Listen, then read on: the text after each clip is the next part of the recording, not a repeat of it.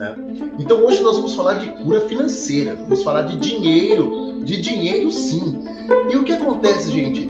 Às vezes a gente tem medo de falar de dinheiro, a gente tem medo de falar de prosperidade e nós não recebemos educação financeira, assim como nós não recebemos educação emocional, né? Nós somos assim mal educados, vamos dizer, né?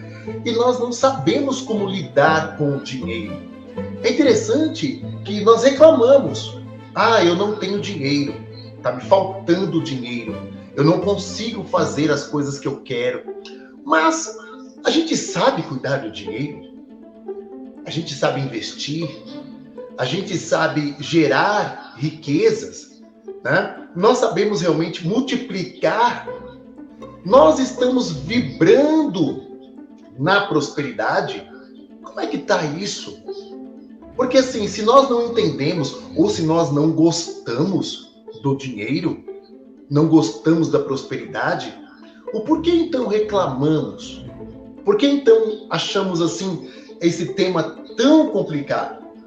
Então eu quero tratar com vocês algumas questões hoje. Quero falar um pouco da minha trajetória, porque eu adoro dar depoimento, né? Das situações que eu vivi. Por quê? Eu quero mostrar para vocês que também, como todos nós aqui do Sistema Terra, eu sou uma pessoa igual. Eu enfrento as dificuldades, né? Eu enfrento também os desafios aqui da 3D. Mas como eu enfrento, como eu aprendi a enfrentar, essa é a diferença. Então, como é do conhecimento da grande maioria de vocês, eu venho de uma família de uma origem muito humilde, né? Eu costumo dizer assim que uma origem que foi marginalizada, né, que foi colocada numa condição assim à margem da sociedade, e recebi uma educação em casa que não tinha nenhuma referência de prosperidade. Eu não tinha nenhum tio, um avô, um bisavô que fosse ali, olha, milionário, sabia lidar com dinheiro. Bem pelo contrário, né? Eu ia buscar toda a minha história, eu via pobreza, pobreza e pobreza, sem contar a parte que me apagaram. Eu não sei dos meus ancestrais, né? Então, eu digo assim, antes do cativeiro. Então, o que acontece, gente? Eu quero colocar para vocês que quando eu era criança e eu olhava para a questão da prosperidade, eu aprendi o quê? Eu acredito que a maioria de vocês também aprenderam assim, né? Dinheiro não traz felicidade. Olha só as frases feitas, né? O rico não entra no reino de Deus. Está lá na Bíblia. É mais fácil um camelo passar na fenda de uma agulha do que o rico entrar no reino de Deus. Então a gente não quer ser rico. A gente começa então a ser educado, né, num regime de pobreza. Porque o pobrezinho nasceu em Belém. Então nos fazem várias referências a Jesus como um pobrezinho. A gente olha para os nossos garotos propaganda, né, dentro da espiritualidade. Vamos falar de São Francisco de Assis, que era rico e ficou nu em praça pública, abandonou toda aquela riqueza e abraçou uma ideia de pobreza, que é chamada de uma teologia de pobreza. Madre Teresa de Calcutá também. E a gente olha para o sincretismo que existe nas religiões aqui no Brasil, pode ser dentro da Umbanda, pode ser dentro do espiritismo kardecista, está presente Francisco de Assis, está presente a teologia da pobreza. E essa teologia da pobreza implica em esvaziarmos por completo. A gente não precisa, né? Eu lembro assim que o tempo que eu era católico, eu fiz alguns momentos de oração e tal, né? E eu abracei, né, o voto de castidade, pobreza e obediência. E por um bom tempo eu vivi, né, esses votos. Para mim, o mais difícil, o mais complicado era a castidade e a obediência. Porque eu falava para mim mesmo, pobre, eu fui a vida toda. Então não é difícil a pobreza. A gente é acostumado à pobreza. A gente é conduzido a essa pobreza. E nos esvaziamos e damos dinheiro para os outros, né? O o que é para ser bênção para a gente, prosperidade para a gente, nós damos para os outros que merecem. É interessante essa nossa visão, essa visão distorcida. Então, nós fomos sequestrados também. Tem uma palestra que eu faço, chamada Sequestro das Nossas Emoções, e na expedição que nós fizemos, Peru-Bolívia, né, a expedição de Dáquila para Peru e Bolívia, nós nos deparamos com essa situação. Sabe, nós olhamos para todos aqueles lugares onde os povos indígenas foram escravizados pelos espanhóis, né, que foram marcados a ferro, que foram realmente colocados à margem da sociedade, que as suas riquezas foram tomadas. Né? A gente chegou em Machu Picchu e olhamos para aquela construção fantástica, tanta riqueza, tanto conhecimento. Quando nós chegamos em Pumapunku, então, ficamos pasmos com as construções, com toda a tecnologia, a geometria, a matemática, sabe? Tudo muito perfeito. E a gente ficou se perguntando, cadê essa civilização? Porque os descendentes deles estão aqui caminhando atrás da gente, pedindo uma ajuda.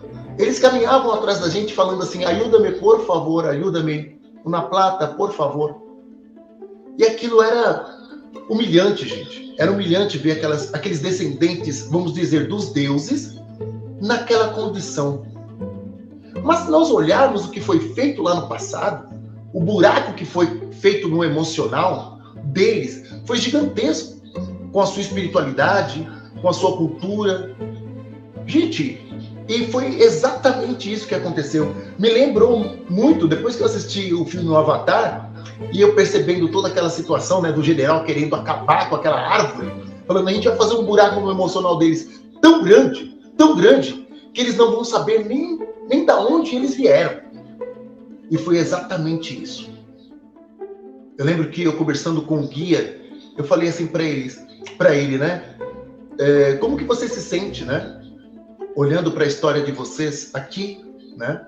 E toda a influência dos espanhóis, vocês olham de que maneira? Ele falou assim para mim, nós vemos que a presença dos espanhóis para nós aqui foi uma bênção. Aí eu peguei e falei assim, não, esse cara tá de brincadeira. Ele falou assim, porque eles trouxeram pra gente educação, trouxeram pra gente uma língua. Inclusive eu faço parte de uma igreja evangélica que nós temos uma música de louvor, que nós louvamos a chegada dos espanhóis aqui. Aí eu fiquei assim, meu Deus, aqui você já tinha um saneamento básico, aqui você já tinha tecnologia, você já tinha um domínio de tudo.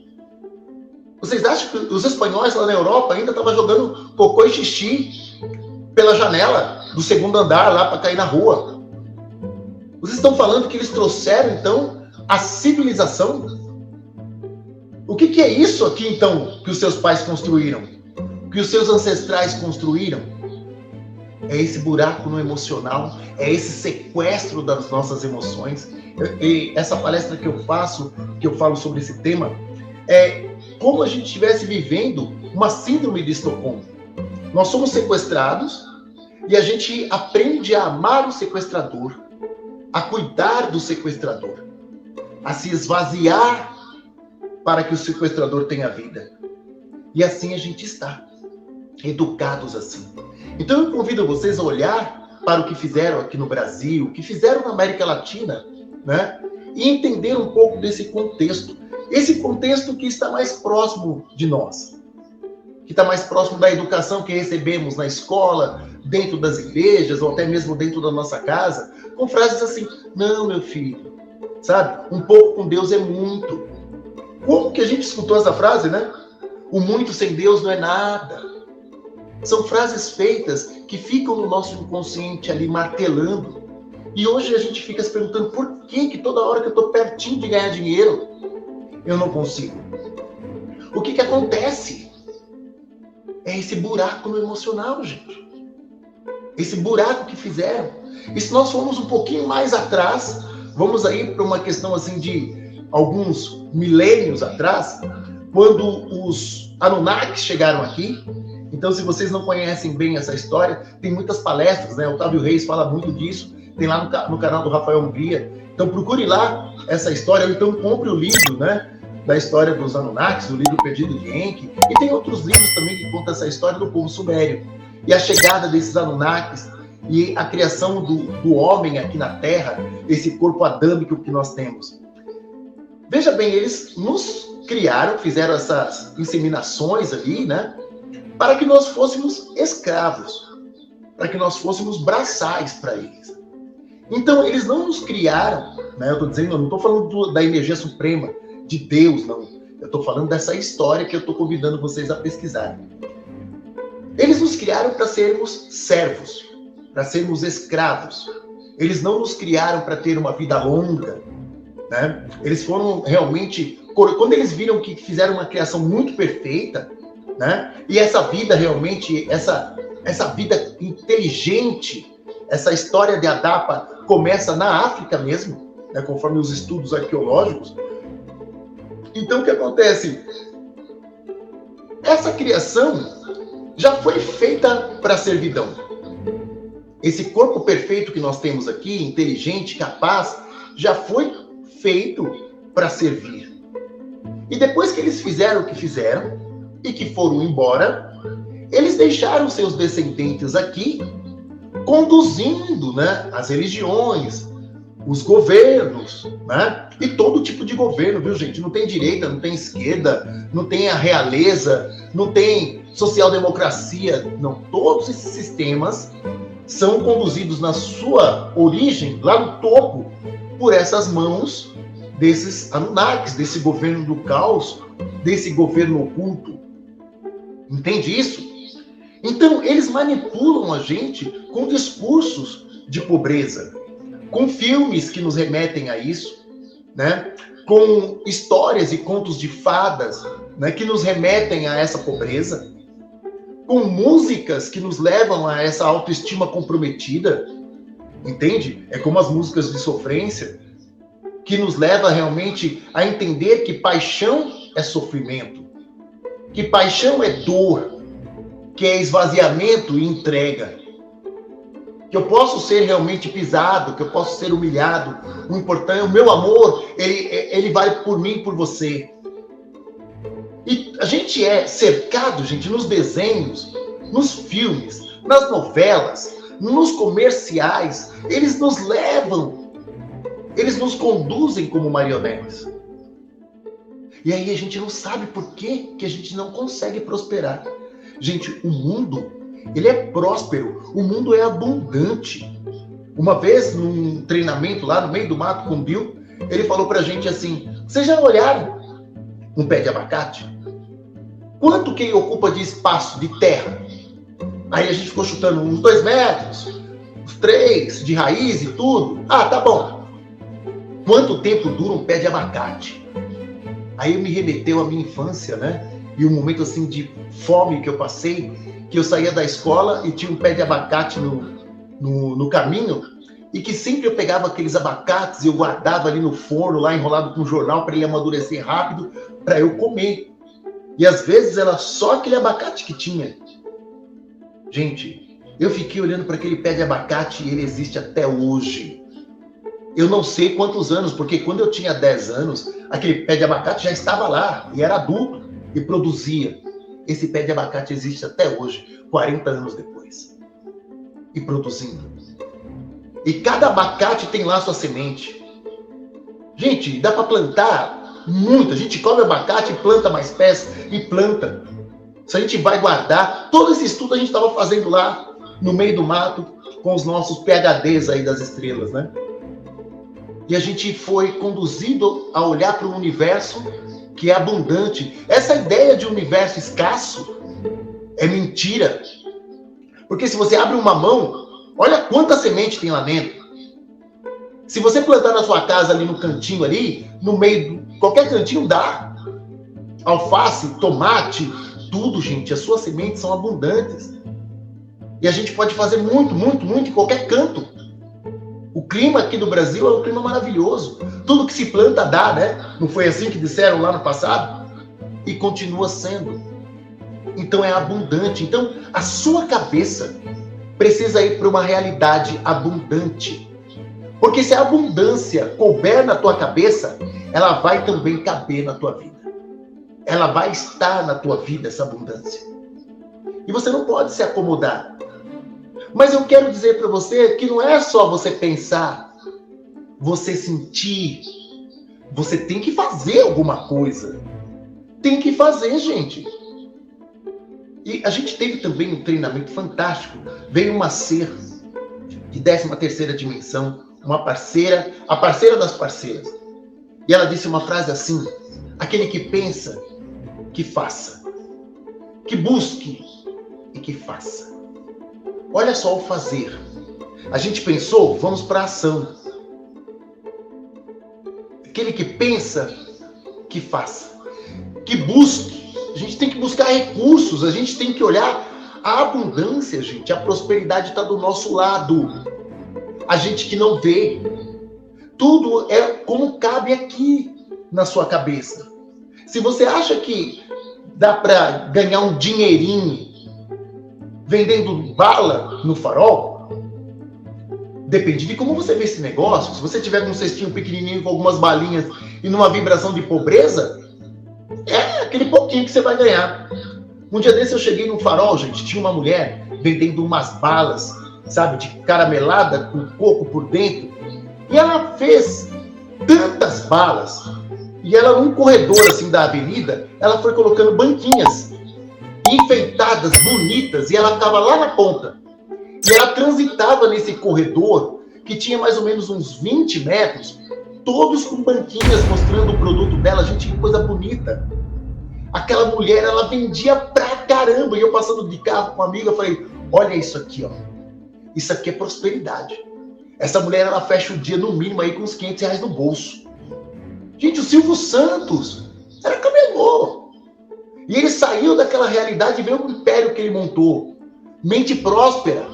Então, assim, e teve uma vez que ele deu um depoimento dizendo assim, olha, eu até arrumei uma empresa legal para trabalhar, mas dentro da empresa eu estava ganhando menos do que no camelô, como camelô. Eu voltei, eu fui lá vender na rua de novo. Mente próspera, gente. Ele criou tantas coisas aí, né? O baú da felicidade, né? E tantas outras coisas, mecanismos de ganhar dinheiro. Criatividade. Pensou, fez, buscou informação, fez. Essa dinâmica, ela tem que acontecer.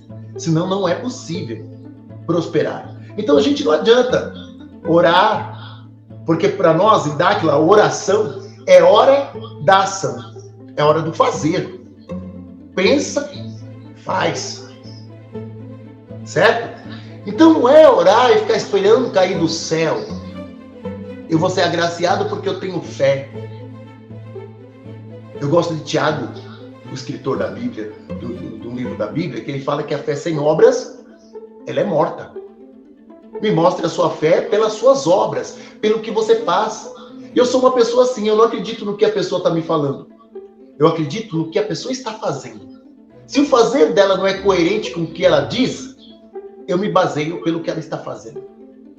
O fazer é o que define. Eu sempre fui uma pessoa, como eu sempre quis prosperar, eu nunca aceitei a pobreza. Eu só não encontrava o caminho de prosperar. Mas eu nunca aceitei a pobreza, eu sempre quis prosperar. E o que acontece? Eu fiquei olhando para essa situação de pandemia e eu vi o quê? Que eu sempre tive um plano A, um plano B, um plano C. Porque assim, eu sou torneiro mecânico, sou eletricista, eu sou cabeleireiro, sou inventor, sou designer de sobrancelha, sou maquiador, sabe? Eu afio ferramentas, fabrico máquinas, fabrico rebolos. Tem vezes que eu vou viajar e eu ganho muito dinheiro só fazendo sobrancelha e cortando cabelo. Pago minha viagem toda. Às vezes a pessoa fala, ô, meu, você vai pra lá e pra cá, hein? Você só viaja, hein? Você tá bem, hein? Mas não vê o quanto que eu trabalho, o quanto que eu faço. Entende? Tem muitas pessoas que hoje, sexta-feira, essa hora, tá assim, uhul, sextou, fui, tá gastando.